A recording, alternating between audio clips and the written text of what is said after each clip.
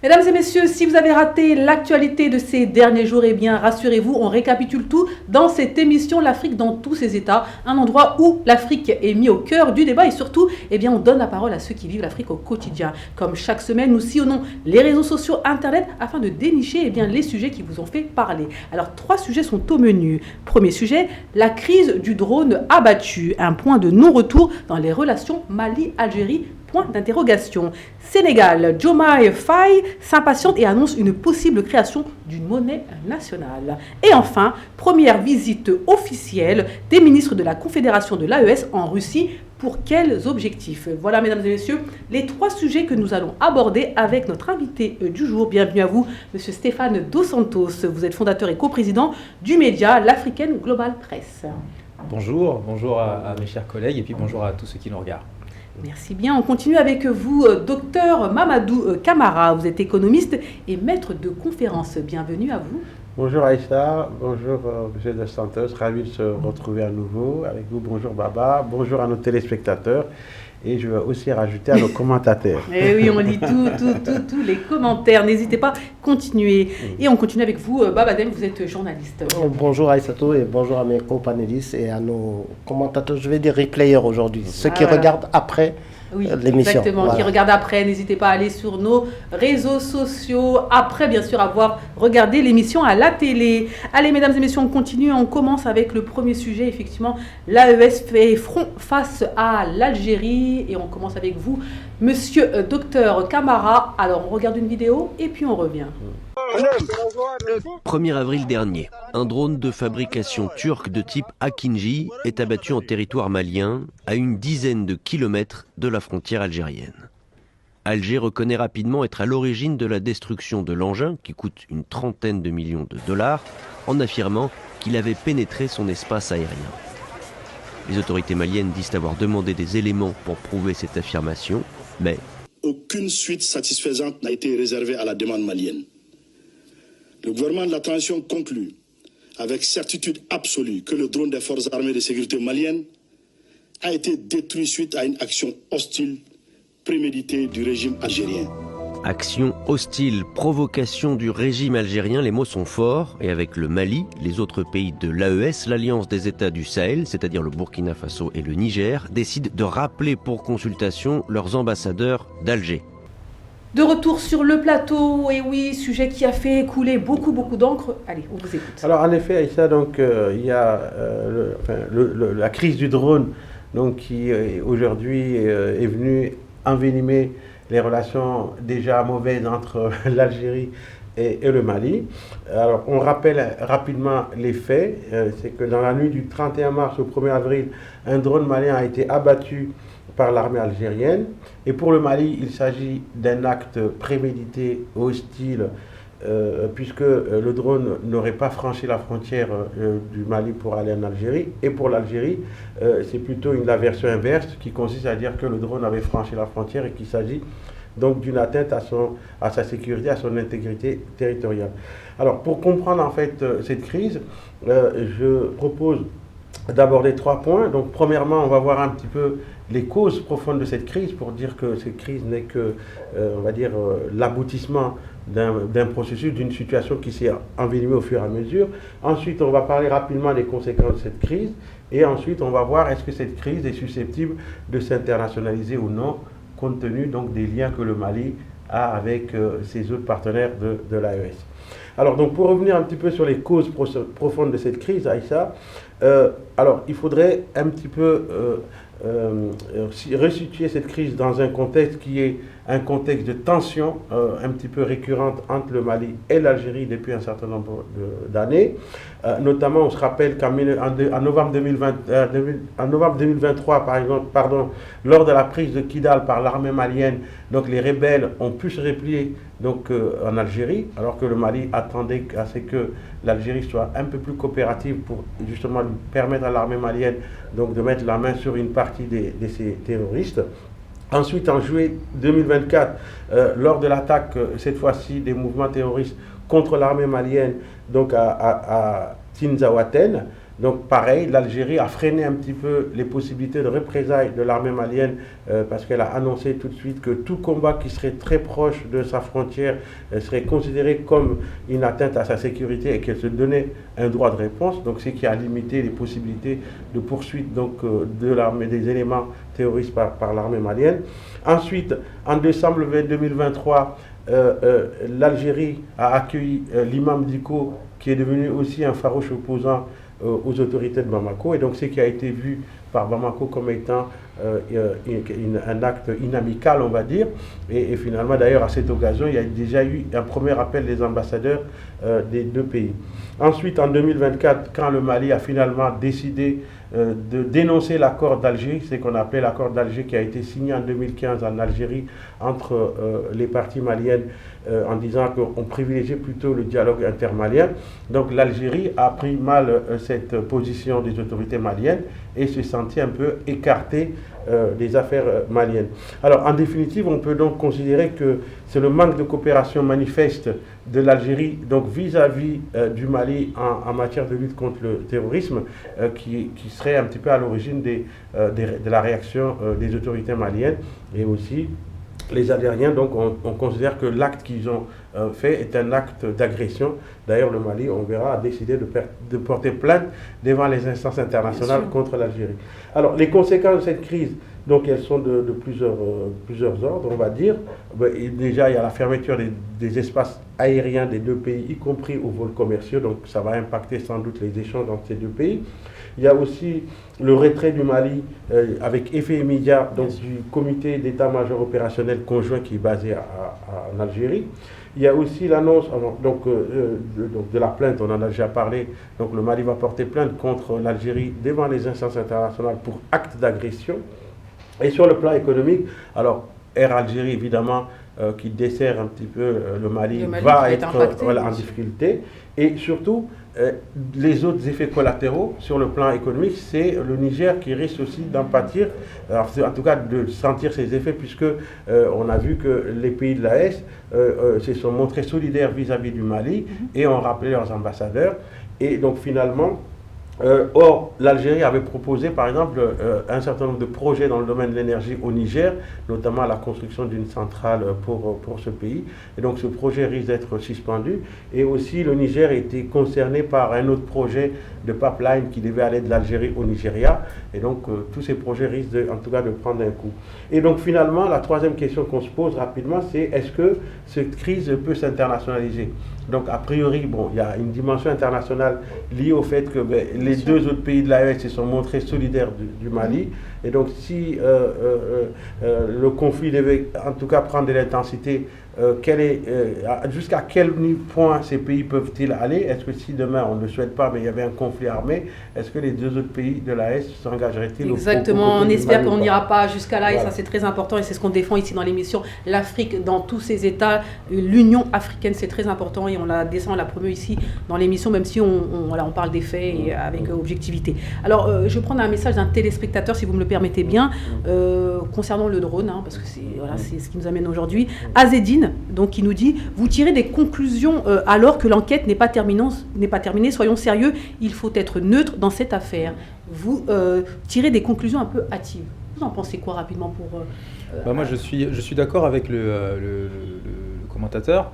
Je pense qu'il ne faut pas peut-être tirer de conclusions hâtives, mais comme le professeur l'a dit, cette affaire de drone malien, je pense que c'est juste la goutte de trop qui a fait déborder le vase, parce qu'il y a eu par le passé des postures de l'Algérie qui n'étaient pas des postures qui montraient sa solidarité envers le peuple malien qui était en proie quand même à ce qu'il y a de pire pour une population, c'est-à-dire le terrorisme.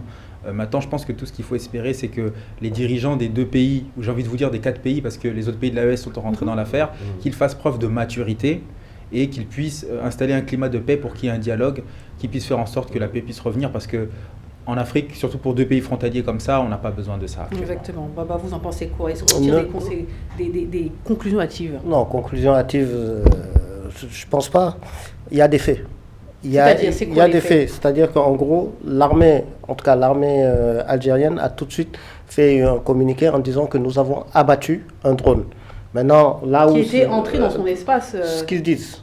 Mais sauf que l'appareil, on l'a retrouvé à 9 km de l'espace Il y a les caméras qui sont allées, les journalistes sont vus, et on a les images. Donc finalement, ça confirme les propos tenus par le Mali, à savoir que le Mali n'a pas, Mais ils n'ont même pas à détruire un drone. C'est-à-dire qu'à la base, s'il y a eu un avertissement, 2 avertissements, ils avaient la possibilité d'appeler en disant, il y a un drone qui vient vers nous. Attention, est-ce que c'est le vôtre? Mais c'est un drone. D'accord. Donc quoi qu'il en soit, ils n'avaient pas à abattre un drone. À la limite, s'ils faisaient de la sommation, d'accord. Mais il n'y a pas eu de sommation. Ils l'ont dit, c'était en 17 secondes. C'est une agression, en plus dans l'espace malien. Donc pour moi, c'est un acte de violation de la souveraineté. Et pour vous confirmez, docteur Camara, et comment on peut confirmer aujourd'hui qu'effectivement le drone malien n'est pas rentré dans l'espace aérien algérien? Alors les autorités donc maliennes ont en tout cas expliqué, ont voulu prouver par A plus B que le drone justement n'avait pas franchi la frontière, donc n'était pas sur le territoire algérien. Alors on n'a pas vu en tout cas de la part des autorités algériennes donc la même volonté en tout cas de démonstration, donc pour dire que finalement le drone était bel et bien rentré sur leur territoire.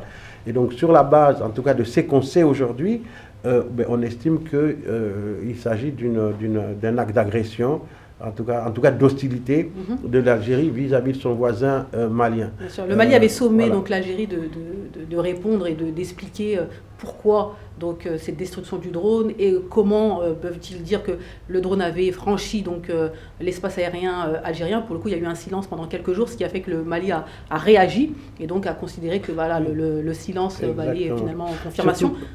Surtout si on voit les liens, en tout cas, qu'il y avait les liens très importants qu'il y avait entre l'Algérie et le Mali pendant très longtemps. On rappelle toujours. Mais avant ça, oui. Vraiment concernant c'est important par rapport à cette question-là. Oui. Et puis techniquement. Voilà, c'est-à-dire que juste l'écart. Oui. À la limite, si c'était 1 kilomètre, allez, 1 kilomètre et 1 kilomètre, on aurait pu dire effectivement ça peut, mais 9 kilomètres d'un côté et 2 kilomètres, l'écart est trop. Et puis on a vu les images, les caméras sont allées. Donc ce que vous dites, c'est que le drone a été retrouvé à 9 kilomètres de la frontière algérienne, c'est-à-dire que ce que ils disent ont tiré sur le drone et d'après donc les données, eh bien le drone serait à 9 kilomètres de la frontière algérienne. C'est pour ça que je disais tout à l'heure. Ce détail-là, il cache une cause profonde. Et je pense qu'il faut s'attaquer à la cause profonde. Parce que si on s'attaque à ce détail-là, il est tellement minime que forcément, le Mali a raison. Parce que c'est quand même à 9 km de la frontière. Mais qu'est-ce que cache cette attaque de ce drone-là? Je pense que c'est à là que les dirigeants maliens doivent orienter, j'ai envie de dire, leur recherche et essayer de trouver les causes profondes pour faire en sorte que ce problème puisse être éradiqué définitivement. Alors, je vais vous redonner la parole à vous, docteur. Vous aviez commencé à dire que c'est vrai que le Mali et l'Algérie ont des relations très très lointaines. Quand on parle des indépendances, on sait que ce sont des pays qui ont été très liés pendant longtemps. Il y avait une belle fraternité entre ces deux pays. Un partage de 1300 km quand même de frontières, c'est énorme. Des populations qui se brassent. Et aujourd'hui, comment se fait-il que ces deux pays ont pu devenir des ennemis aussi déclarés ? Alors justement, pour comprendre une telle dégradation des relations entre ces deux pays, je pense qu'il y a une bonne part, on revient un petit peu aux autorités algériennes actuelles, parce que les autorités algériennes ont toujours eu un petit peu beaucoup d'amitié et beaucoup de bienveillance pour le Mali, quelle que soit la situation du Mali. Et lorsqu'on fait un petit peu un tour sur les réseaux sociaux, on regarde la position, en tout cas officielle, de certains médias algériens, alors on voit bien que soit des farouches opposants aux autorités de Bamako sont invités sur les plateaux pour un petit peu insulter les autorités. Et d'ailleurs, la version officielle est de dire que le Mali est un pays qui est en proie à l'instabilité et que c'est une incapacité des autorités à gérer la situation qui explique tout cela, au lieu de dire, on sait que c'est un pays qui est en prise avec le terrorisme, tout le monde sait la douleur avec laquelle les Maliens ont vécu toutes ces années-là, notamment dans le Nord. Et moi, je pense que le problème de fond, c'est lié à la position de l'Algérie par rapport au problème Touareg, d'une part, et d'autre part, et j'ai vu aussi sur les réseaux sociaux que beaucoup de médias accusent, par exemple, le Maroc Alors le fait que, par exemple, le Mali s'est rapproché aussi un peu du Maroc, donc sur le plan de la coopération, notamment militaire, je pense que c'est quelque chose que les Algériens Les Marocains auraient fomenté un plan contre l'Algérie. Bon, après, on ne va vraiment pas rentrer dans ça parce que ça ne vaut pas la peine. Mais vous le disiez, donc il y avait des bonnes relations pendant un moment. Ensuite, ça s'est largement dégradé. L'Algérie a longtemps été considérée comme la médiatrice dans la zone Sahel. Que s'est-il passé pour que cela, finalement, change ces dernières années? Elle passe de médiatrice à finalement terreau du terrorisme. Donc qu'est-ce que le Mali a pu voir, qu'est-ce que le Mali a pu constater pour aujourd'hui dire que oui, attention, on a de sérieux doutes, voire avérés, contre l'Algérie, Baba? Mais ils l'ont dit même, on se rappelle la dernière intervention il est actuellement le Premier ministre Maïga, à l'ONU. Bien sûr. Et il avait clairement dit que c'est les autorités maliennes, et là il avait accusé même l'ambassadeur, de recevoir entre guillemets des terroristes, donc qui étaient au nord du Mali, en tout cas qui étaient le sponsor. Et d'ailleurs le mot qu'ils emploient, c'est les parrains du terrorisme. Donc souvent c'est ça.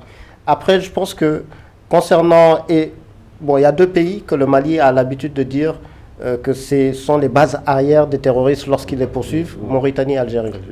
Et très souvent, l'Algérie, et ça date depuis longtemps, cette suspicion. Et donc, en plus, il y a eu les accords d'Alger. Ils ont vu que les accords d'Alger, quand même, c'est vrai que l'Algérie, quel que soit un État, on préfère faire la paix avec des terroristes en leur disant vous restez dans telle portion du territoire, mais foutez-nous la paix. C'était un peu comme ça après le fils, etc. Donc c'est pour ça qu'ils ont toujours été suspects aux yeux des autorités maliennes, et ça n'arrange pas les faits. Et pour en revenir à ça, est-ce que, et là c'est mon hypothèse personnelle, c'est que quel est l'intérêt de l'Algérie de détruire ce drone? Est-ce que ce drone, on se souvient des paroles de Tchani, avait photographié et en mettant des accusations sur éventuellement les autorités algériennes? Donc le drone aurait pu voir quelque chose qu'il ne fallait pas voir selon l'Algérie? Ça peut être une hypothèse qui fait qu'on détruise aussi rapidement. Voilà. Donc, parce que je me souviens des paroles de Tchani en disant qu'eux, ils ont pu photographier une colonne qui venait, mais ça, c'était du côté du Tchad. Donc, on ne sait pas. On ne sait pas, effectivement. Vous vouliez... Oui, c'est ce que je disais tout à l'heure quand je parlais de cause profonde. Vous voyez, c'est ça. Je pense que le Mali, ce qu'il reproche à l'Algérie, c'est sa posture. Quand on a un voisin qui fait face au terrorisme, je pense que la moindre des choses, c'est faire preuve de solidarité. Et je pense que l'Algérie, dans sa posture, peut-être parfois a été un peu hypocrite, volontaire ou involontairement, et ce qui fait qu'aujourd'hui qu'il y a des suspicions du coup malsaines qui font tâche. Est-ce qu'on en est encore aux suspicions pour le coup? Donc finalement, parce que là on voit l'escalade, est-ce qu'on en est encore aux suspicions? Non, ils ont toujours accusé. Non, ils l'ont dit, les autorités ils le disent, et même quand ils vont mettre la plainte, ils disent carrément les parrains du... Et puis, comme je l'ai répété à l'ONU. Et une dernière chose que je veux rajouter par rapport à l'Algérie, il y a aussi le côté des réactions condescendantes ou bien de complexes de supériorité face... et ça, c'est juste pour en revenir avec les migrants qu'ils ont l'habitude de prendre et sans prévenir les autorités maliennes, de les jeter de l'autre côté de Tunis, voilà. Donc sans respecter les droits. Donc, voilà.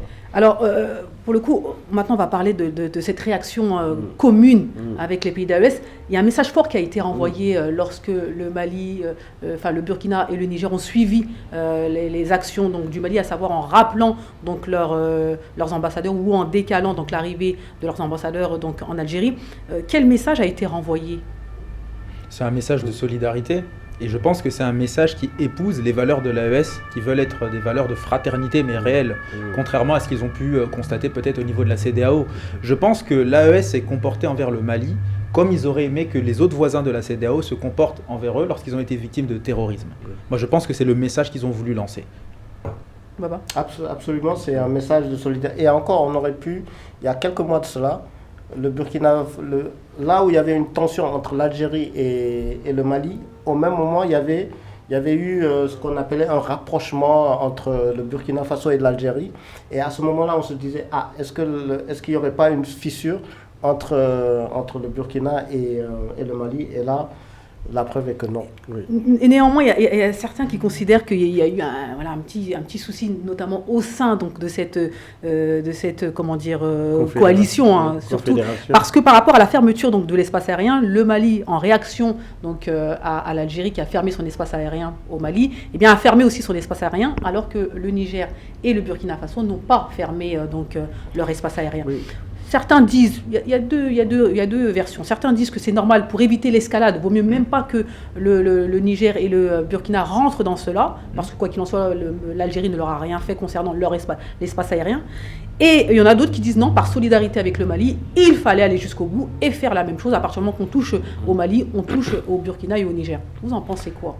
Oui, mais alors moi je pense que le fait d'exprimer sa solidarité vis-à-vis du Mali, notamment par rapport à un principe qui est quand même cher à cette confédération, qui est la souveraineté et l'indépendance donc, de ces pays, donc, est quelque chose de tout à fait salutaire. Et d'ailleurs, parce que voilà, là, il s'agit d'un acte d'agression, donc on montre qu'on n'est pas d'accord avec ce type d'ajustement de la part d'un voisin qui vient violer l'intégrité territoriale de son voisin.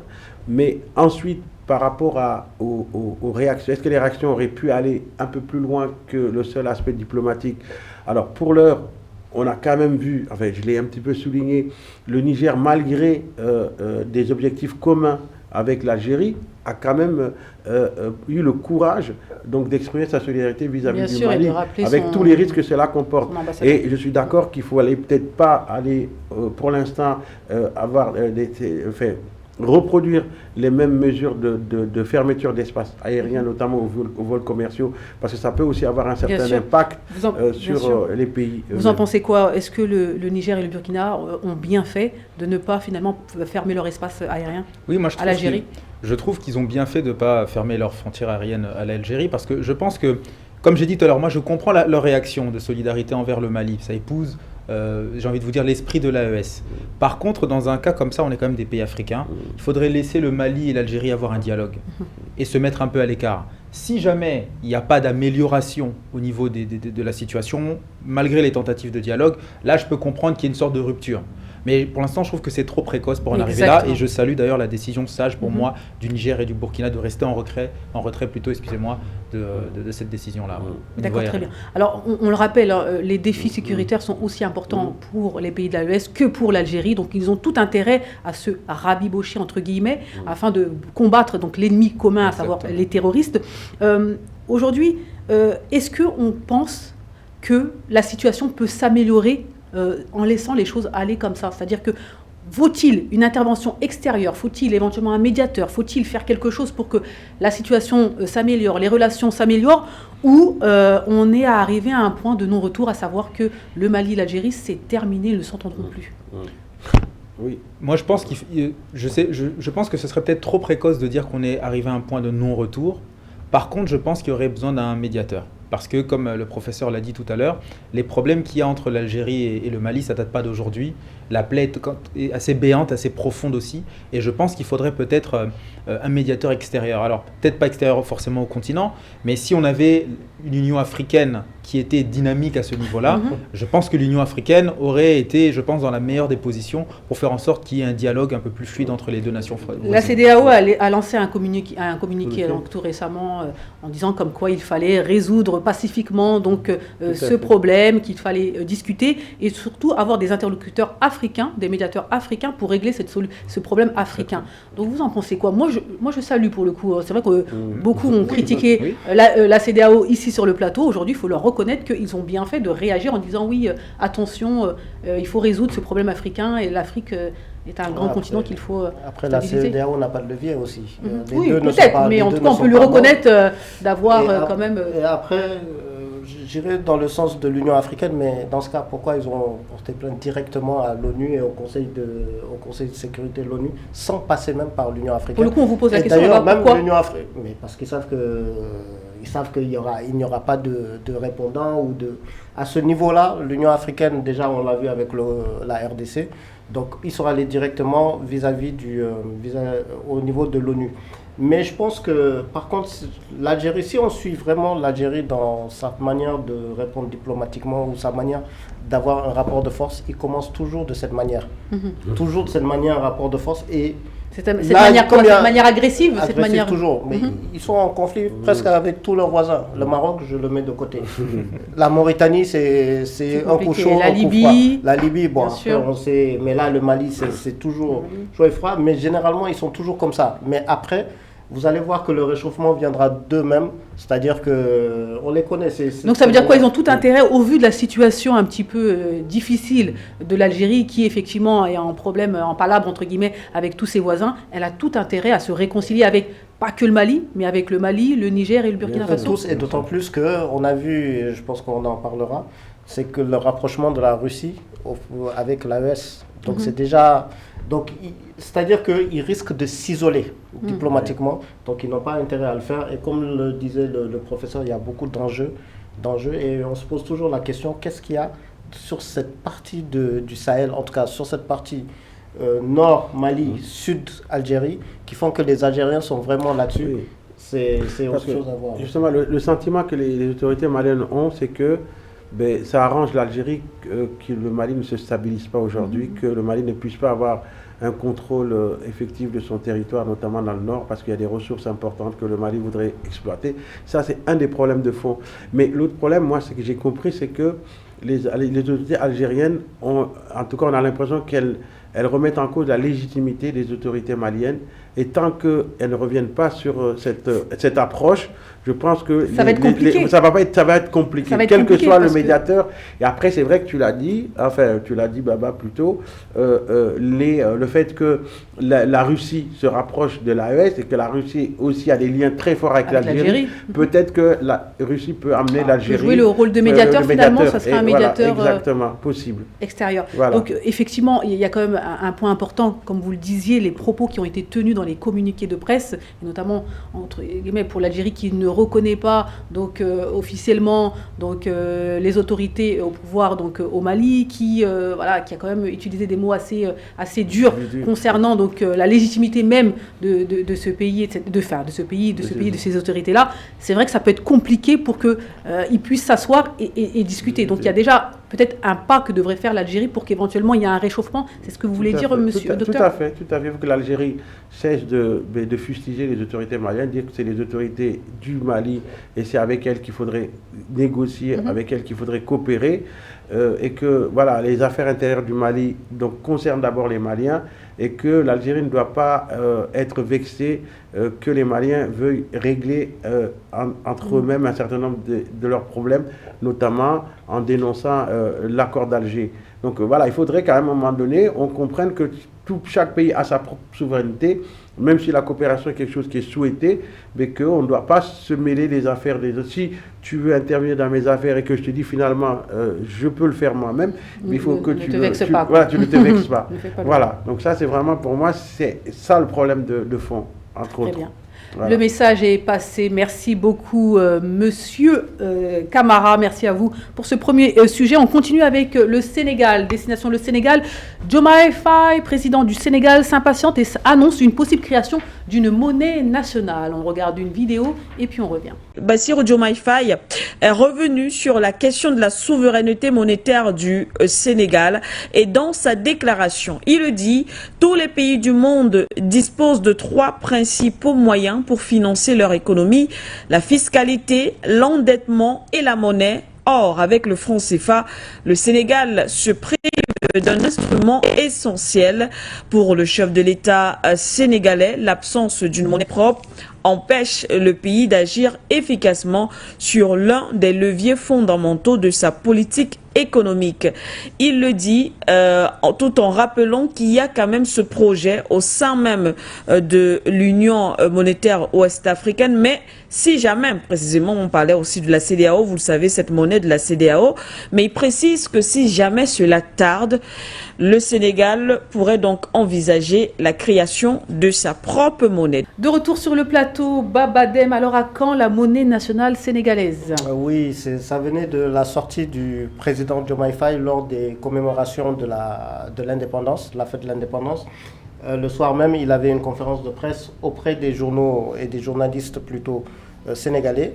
Et effectivement, dans sa sortie, il a évoqué la possibilité sérieusement de sortir du franc CFA et de, pourquoi pas, battre sa propre monnaie, vu qu'il considère que le franc CFA limite l'autonomie économique du pays. Alors, il a de lui-même donné 3 options pour la sortie du franc CFA et pour la monnaie.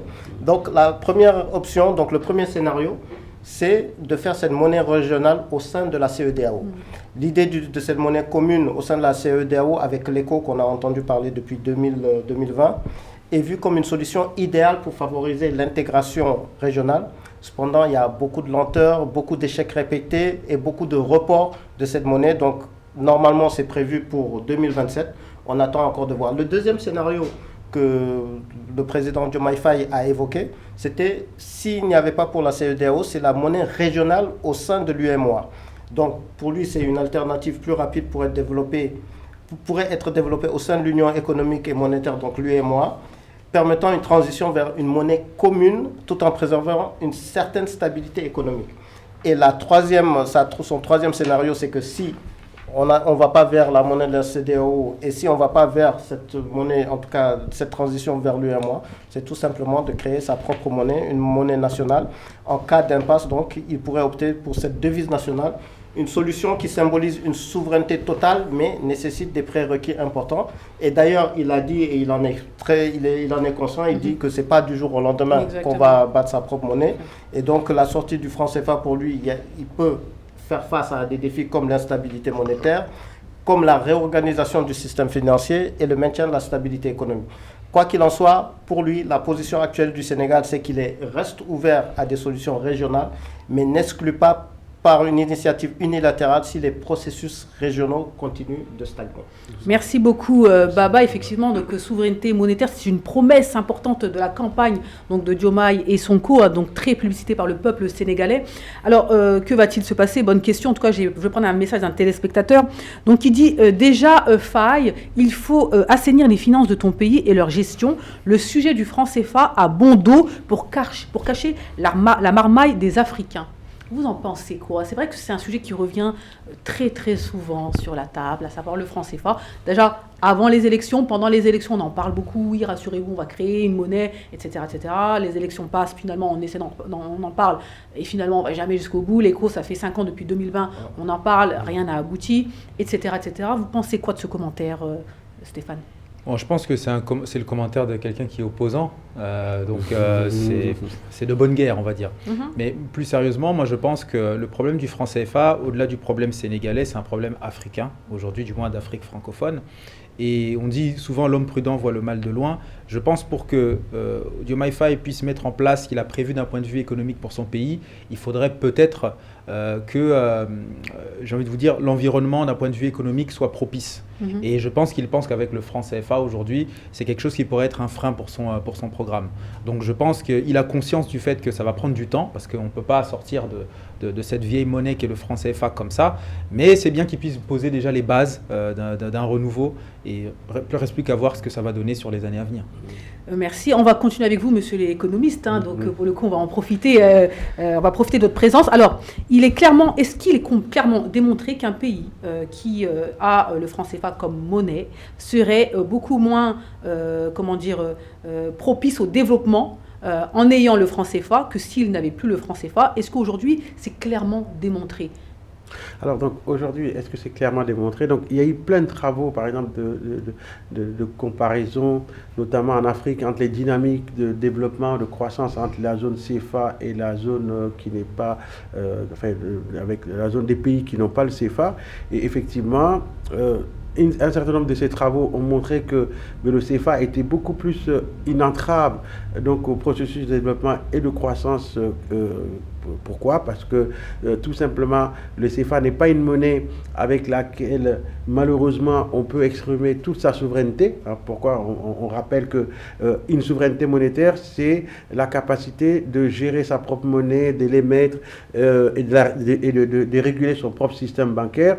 Or, comme tout le monde le sait, le problème de la zone CFA, c'est que les pays de cette zone ne disposent pas de toutes les marges de manœuvre pour pouvoir conduire la politique monétaire de de leur choix. Alors que la politique monétaire, elle peut viser 2 objectifs principaux. Si elle permet, par exemple, de financer facilement les économies. La dernière fois, on a discuté de ces difficultés de financement, voilà, expansives, notamment en permettant de développer le crédit, etc. Mais elle permet aussi d'être gérée comme un instrument de la politique d'industrialisation. Donc selon la stratégie qu'on a, est-ce qu'on privilégie plutôt les exportations primaires ou bien est-ce qu'on veut faire la substitution aux importations, c'est-à-dire qu'on veut progressivement remplacer nos importations par une production locale et donc on ne gère pas le taux de change de la même manière. Donc or, avec le CFA, les pays n'ont pas toutes ces marges de manœuvre. Ouais, d'une part parce qu'une bonne partie des réserves, comme on le sait, sont détenues, donc non pas sont gérées par le Trésor donc au niveau de la BCE. Ça, c'est une chose. Donc, c'est un premier frein, c'est-à-dire que ces réserves... Il semble que le dépôt ne soit plus obligatoire maintenant. Bon, alors... Ok, donc ça donnerait un petit peu peut-être de marge de manœuvre, mais le problème c'est que comme c'est une monnaie régionale, après il peut y avoir un conflit d'intérêts. C'est un petit peu le problème qu'on a par exemple avec la zone euro. Avec la zone euro, donc ça a été un petit peu une monnaie commune qui a été un petit peu à marche forcée.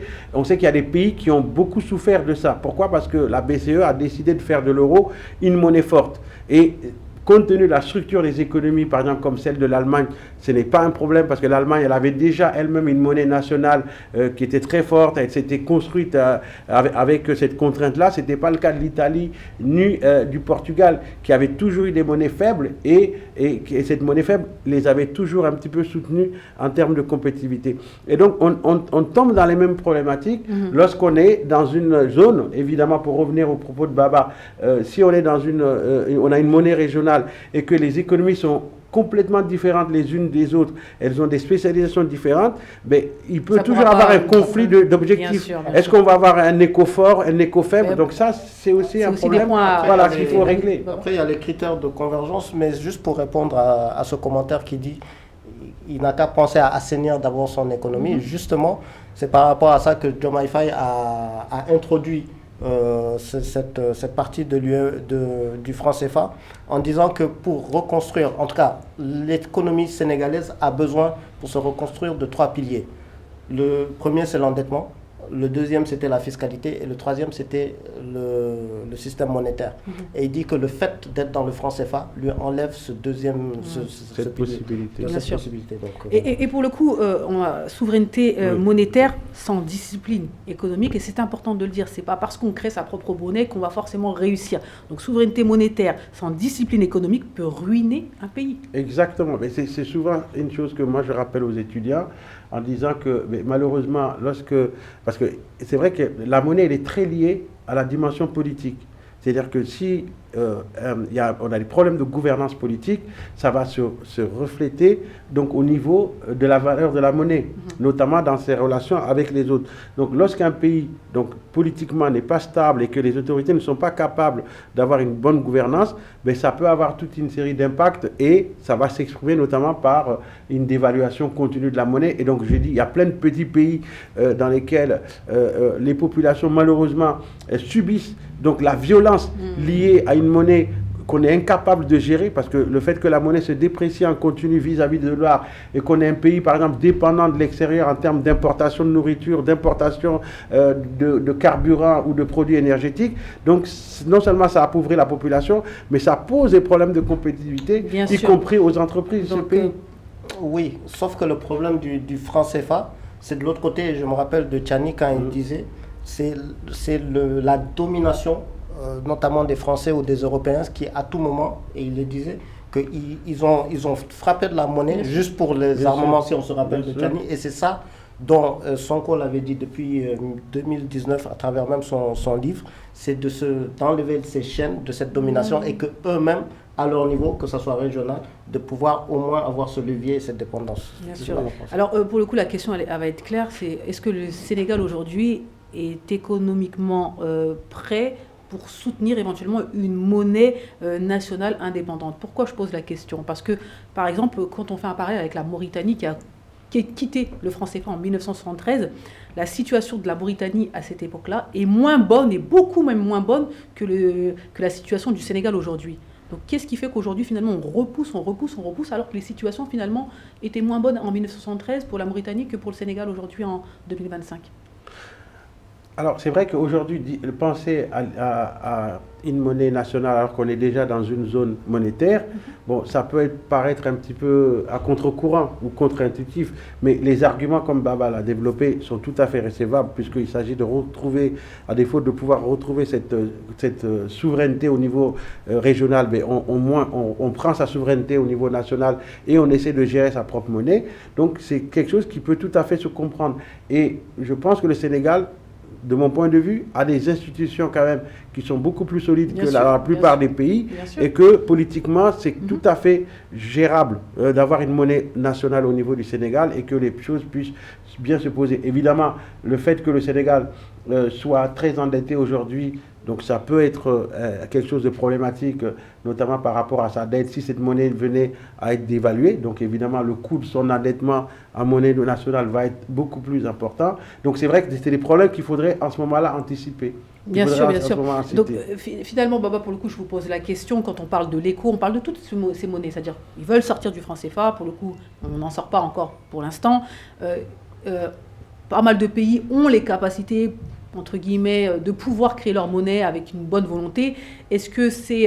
qu'est-ce qui fait que ça ne va pas jusqu'au bout, par exemple pour l'éco? Qu'est-ce qui fait que finalement on repousse souvent donc, le projet? Est-ce que c'est le manque de courage? Est-ce que c'est quoi? Comment on peut l'expliquer aujourd'hui en 2025 que finalement, on en parle beaucoup, mais finalement peu d'action? Baba ou Stéphane, bien sûr.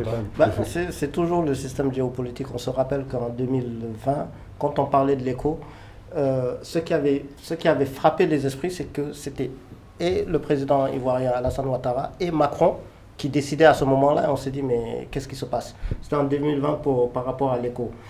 Et aujourd'hui, par exemple, le fait que le Sénégal, la semaine dernière, quand on faisait le bilan du président Diomaye Faye sur cette même table, j'avais dit que j'étais un peu déçu par rapport au leadership africain. Là, cette fois-ci, je pense qu'à travers là, c'est le leadership sénégalais sur l'Afrique de l'Ouest qui est en train de se mettre. Et tout simplement, ils sont en train de dire ou de mettre une pression à la CEDEAO. Dépêchez-vous, parce que là, on parle de Diomaye Faye, mais on avait la réponse de Sonko qui disait, il y a un an de cela, qui disait, bon, nous, on veut sortir effectivement du franc CFA, sauf que nous avons vu qu'il y a un plan actuellement au niveau de la BCEAO qui sont en train de voir pour la sortie du franc CFA, donc nous allons attendre. C'est la même chose que Diomaye Faye a répété en disant la CEDEAO, sauf que c'est un peu trop long, donc pour moi, c'est une façon de dire... Et ce qui va être intéressant, est-ce que l'AES sera le premier à sortir du franc CFA? Est-ce que le Sénégal sera le premier? Ou alors, est-ce que la CEDEAO ou l'UEMOA vont enfin se décider définitivement de sortir du franc CFA et créer cette monnaie? Je prends un message d'un commentateur qui dit ça fait plus de 50 ans qu'on nous parle qu'on va quitter le franc CFA. Dans 50 ans encore, on nous dira on va quitter le franc CFA. Donc pour le coup, ça résume un petit peu ce que je viens de dire. Oui, ça résume parfaitement. Je pense qu'au niveau des populations africaines, ça se ressent, on n'y croit plus. En même temps, elle s'est mélangée avec un ras-le-bol qui a été transmis de génération en génération. Et moi, je rejoins ce que dit Baba. Je pense qu'il faut à un moment donné un leadership africain. Et je dirais même plus qu'il y ait une sorte de concert d'experts, peut-être en économie, qui puissent suivre cette affaire de près, de manière à ce que les nouvelles devises, ou du moins la nouvelle devise qui sera choisie pour ces pays d'Afrique de l'Ouest, puisse être une devise qui puisse emmener quand même ces pays-là vers le haut, plutôt que d'installer des instabilités d'un point de vue économique. Bien sûr, et pour finir, pour le coup, on va jouer un petit peu ici sur le plateau. À votre avis, qui sera le premier pays, la première organisation à lancer sa monnaie? L'AES. Pour vous, l'AES?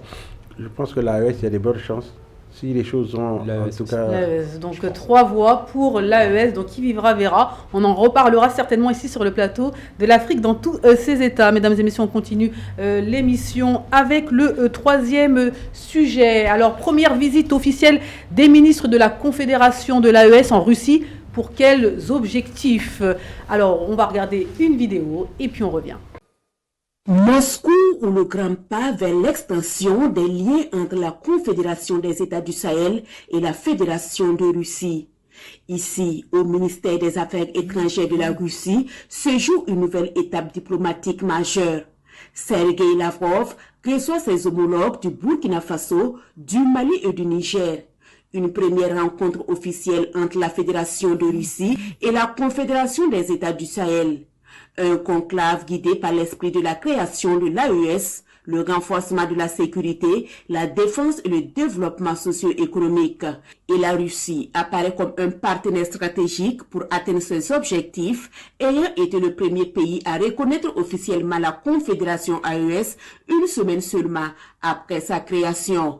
Allez, de retour sur le plateau. Alors, première visite officielle, on en parle beaucoup. Alors, tout à fait. Qu'a-t-on à dire? Alors, tout à fait. Donc, Aïssa, le 3 avril 2025, les ministres des Affaires étrangères des pays de la Confédération de l'AES ont été reçus par leur homologue russe, M. Sergueï Lavrov.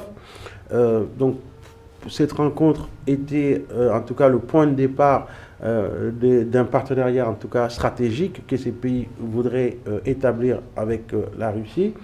Alors, je propose de revenir dans un premier temps sur les principales propositions que la Russie a faites à ces pays, donc en termes d'aide, d'appui, et ensuite, dans un deuxième temps, voir dans quelle mesure les pays de l'AES proposent à la Russie d'établir ce partenariat.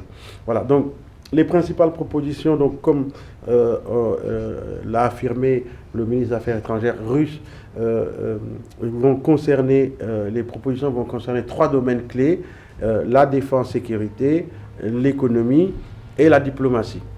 Alors, sur le plan de la sécurité, donc, la Russie propose d'augmenter le potentiel des forces unifiées de l'AES, donc notamment dans le cadre de leur combat contre le terrorisme. Ensuite, de renforcer les capacités des armées nationales par notamment un appui substantiel donc, à la formation des cadres militaires et des cadres pour les forces de l'ordre. Et sur le plan économique, elle propose, en tout cas, elle s'engage à fournir des engrais, des produits agricoles, alimentaires, des produits de l'énergie, donc pour permettre non seulement aux pays de l'AES d'améliorer les conditions de vie de leur population, mais surtout de faciliter leur marche vers ce qu'on appelle la souveraineté alimentaire. De promouvoir aussi des projets économiques, mais cette fois-ci sur un plan bilatéral, qui seraient des projets plus structurants et qui pourraient contribuer au développement des échanges entre la Russie et l'AES, puisque eux-mêmes ils reconnaissent qu'aujourd'hui le volume d'échanges est assez faible, même s'il a été multiplié par 10 sur un laps de temps court, mais le souhait c'est que ces échanges puissent s'intensifier dans l'intérêt des deux parties.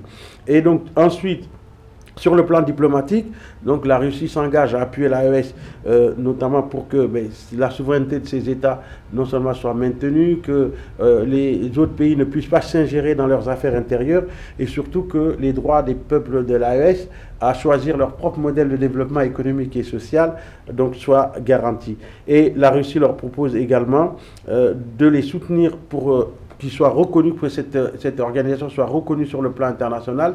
À ce titre, elle dit que désormais cette rencontre va être institutionnalisée, et elle estime que c'est un pont, notamment dans la volonté de la Russie d'avoir des liens très forts avec toute l'Afrique à travers ce qu'on a appelé le forum Afrique-Russie, dont la 2e édition est en préparation. Elle s'est même engagée à faciliter donc la coexistence entre l'AES et les autres organisations régionales, notamment comme la CEDEAO. Elle a même proposé la Russie de servir, si l'AES demandait, de médiateur, en tout cas, ou des facilitateurs, pour qu'il y ait une entente entre la CEDEAO et l'AES, que les deux organisations puissent coexister dans la sous-région.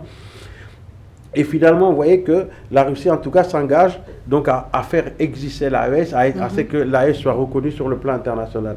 Alors, dans un deuxième temps, lorsque les ministres des Affaires étrangères des pays de l'AES ont pris la parole, ils ont demandé à la Russie d'être un vrai allié, notamment en partageant leur lecture des relations internationales et notamment leur conception de la lutte contre le terrorisme et l'insécurité. Ils ont également demandé à la Russie de leur apporter un appui financier, non pas sous forme d'aide, mais notamment en encourageant des entreprises russes à venir investir dans la zone AES, donc des investissements étrangers russes, pour permettre aux pays de l'AES de construire des infrastructures qui seraient susceptibles d'accélérer la croissance et le développement, mais surtout de permettre donc aux populations afin de bénéficier d'une transformation des ressources de l'AES. Et enfin, les pays ont demandé à la Russie, les pays de l'AES, de servir aussi en tout cas d'intermédiaire entre les pays de l'AES et les autres pays membres des BRICS. Les BRICS, c'est l'organisation des pays émergents, pour que ces pays de l'AES puissent bénéficier de l'expérience des BRICS en matière de modèle de développement. Merci beaucoup, docteur Camara, pour ce point très complet concernant donc, cette première visite officielle donc, des ministres de la Confédération de l'AES. Alors, effectivement, donc, on peut dire que c'est historique, on peut utiliser ce terme-là.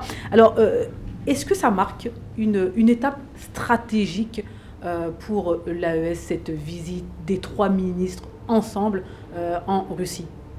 Oui, je pense que ça marque une étape importante. Je pense que c'est une première, si je ne dis pas de bêtises. Donc ça marque une étape importante. Maintenant, moi, personnellement, l'humaniste que je suis, ne suis pas un fan du régime russe. Néanmoins, en tant que petit peuple, nous les Africains, là je parle en tant qu'Africain, tout ce que le peuple va attendre, c'est maintenant au moment des bilans de tout ce qui a été promis. Est-ce que tout ce qui a été promis va se faire ?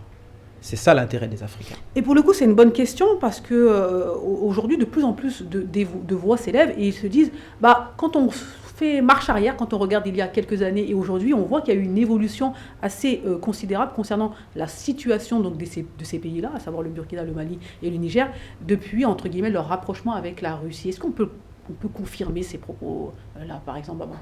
Là, au moins, ça valide, parce qu'avant, on faisait... Wagner, pas Wagner, Russes qui sont derrière, pas les Russes, nous sommes souverains, quelle que soit la Russie. Mais ça, cette fois-ci, ça me fait penser à l'ancien temps, l'après-guerre, où il y avait le positionnement, les 2 blocs. Et là, cette fois-ci, l'AES, non seulement ils sont partis avec leur drapeau, si vous voyez les photos, le drapeau de l'AES était là, mais ils sont partis en plus rencontrer Lavrov. Et pour moi, Lavrov, c'est le numéro 2 de la Russie. Donc et au moins les choses ont été claires. Ils ont choisi le bloc et pour moi c'est une bonne chose en fait. C'est-à-dire on quitte la CEDEAO, on quitte la France, on quitte l'Occident. On quitte même Est-ce qu'on quitte vraiment tout ça? Parce que, encore une fois, moi je reprends toujours les propos de monsieur Diop qui dit comme quoi c'est pas parce qu'on va travailler avec la Russie qu'on va ne plus travailler avec les autres pays. Quand on écoute monsieur Diop en même temps, il dit exactement nous sommes avec la Russie qui ont compris nos enjeux, nous sommes dans la même vision, nous sommes dans les mêmes choses. Est-ce que comprendre, se dire être avec la Russie comme ils ont compris? Non, c'est-à-dire qu'en gros, si on revient sur Ukraine-Russie, si on se rappelle bien des sanctions européennes, voire sanctions occidentales, où on leur coupe même la monnaie, au moins la Russie a su se tourner vers le marché, le côté asiatique, etc. Les BRICS en gros. Donc là, c'est vrai que quand eux, ils se coupent avec la France, la francophonie, la CEDEAO et l'Occident quelque part, mais ils savent qu'ils ont une alternative derrière et que les Russes sont là. Mais est-ce que stratégiquement, s'enfermer dans une relation, c'est bien? Ils ne se sont pas enfermés. Bon, voilà, donc c'est pour ça. Et ils insistent sur ce point-là. C'est pour ça que je reprenais les propos de Diop qui disait que nous, on va coopérer avec tous ceux qu'ils souhaitent à partir du moment que c'est gagnant-gagnant. Et ça, c'est important de le réitérer. C'est-à-dire qu'ils ne se coupent pas, ils veulent juste des relations plus saines avec tout le monde. Non, moi je pense qu'il est important dans cette période d'avoir un discours d'ouverture et non pas de fermeture. Parce que je pense que les ennemis du développement de l'Afrique, c'est ce qu'ils attendent. C'est d'avoir des discours comme ça de fermeture pour ensuite pointer du doigt les uns et les autres. Moi je pense qu'aujourd'hui, se rapprocher d'un tel pays ou d'un tel pays, le plus important, c'est l'intérêt des populations. Mais pour revenir au sujet de la Russie, du coup, à ce niveau-là, je pense que c'était un signe fort qui a été lancé de ramener le drapeau de l'AES. Là, ils sont venus en tant que bloc.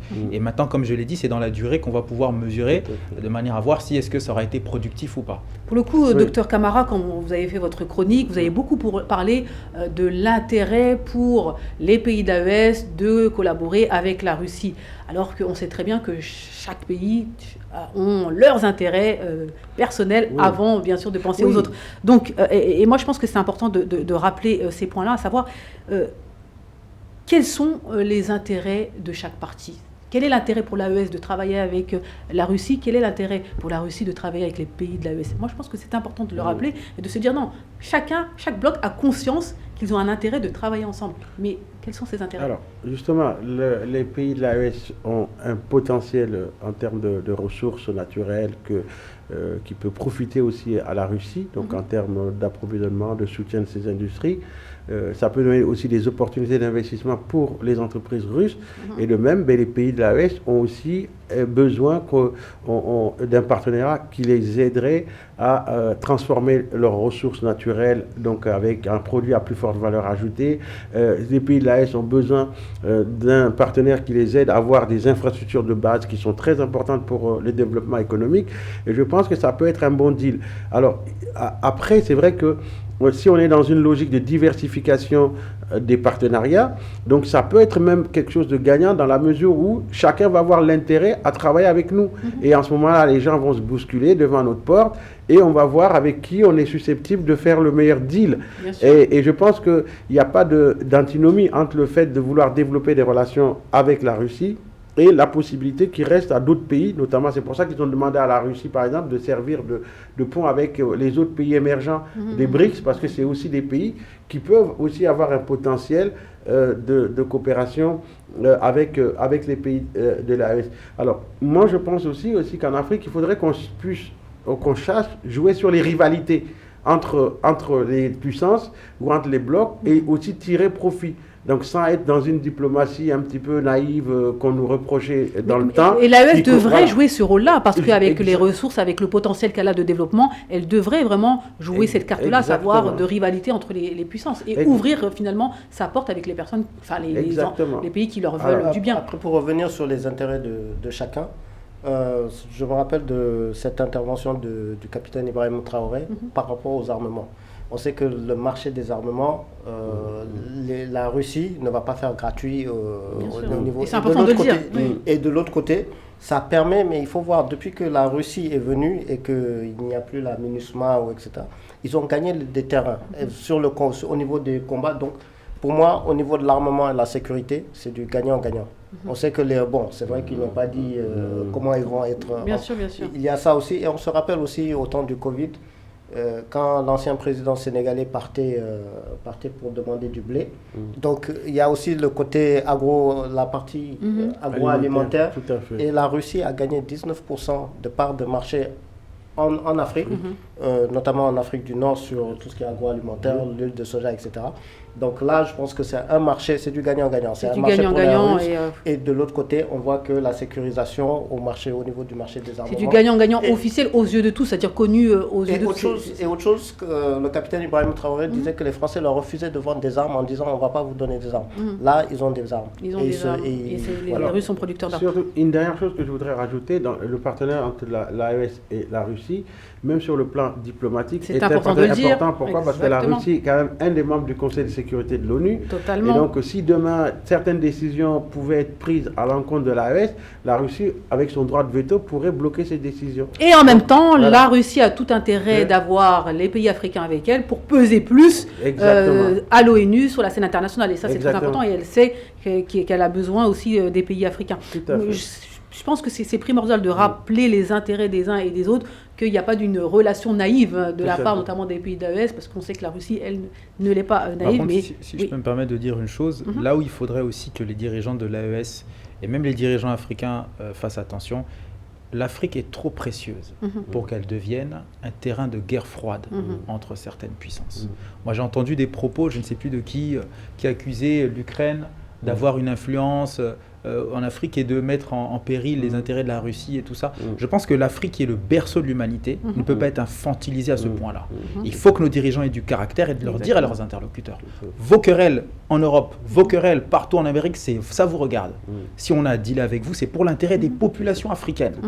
Ça, c'est important. Bien sûr, et pour le coup, en parlant de l'Ukraine, concernant donc l'attaque de Tinzaouaten, ça a été quand même démontré qu'elle avait joué un rôle malheureux dans cela. Et effectivement, il faut éviter que l'Afrique importe donc ces conflits internationaux sur notre territoire. Déjà qu'on a pas mal de boulot à régler. Alors, pour terminer, donc... qu'est-ce qu'on va dire ? Que peut-il se passer dans les prochains mois, dans les prochaines années ? Quelles peuvent être les prochaines étapes ? On y croit pas ? On conclut ? Oui, on y croit. Et puis la diversité des partenariats pour au moins l'Afrique, en tout cas, côté AES, il y a cette souveraineté de choisir avec qui on va faire du deal. Donc pour moi, c'est un point important ce que vous dites, c'est-à-dire que c'est pas parce que les pays de l'AES travaillent avec la Russie qu'ils vont devoir travailler qu'avec la Russie. Ils ne sont pas enfermés dans cette relation. Et ça, c'est un point important. Ils ont peur. Il y a les Turcs aussi qui sont là, il y a l'Iran. J'ai failli dire Marocains, mais bon, il y a d'autres partenaires. Et donc, au moins, il y a cette souveraineté qu'on n'avait pas avant, où on demandait aux Français et on voyait au niveau des partenariats, au moins pour moi. Alors, Patrick, il y a 2 semaines, justement, on a parlé du capitaine Ibrahim Traoré. Et donc, je pense que les dirigeants de l'AES sont des dirigeants qui sont arrivés à un certain niveau de conscience, en tout cas des relations, des rapports de domination dans le monde. Et des choses qui se sont passées dans le passé, je pense, ne peuvent pas se reproduire aujourd'hui parce que tout le monde... Donc l'histoire sera leur plus grand point fort, en tout cas leur plus grand allié, à savoir on ne va pas reproduire les erreurs du passé. Voilà, exactement, on ne va pas reproduire les erreurs du passé. Malheureusement, on y a souvent cru à cela et finalement ça s'est... Et même si les Français devaient revenir, ils reviennent... Bon, ils ne sont pas partis, mais ils feront attention de renégocier de manière... équitable. Bien sûr, que ça, tout a changé.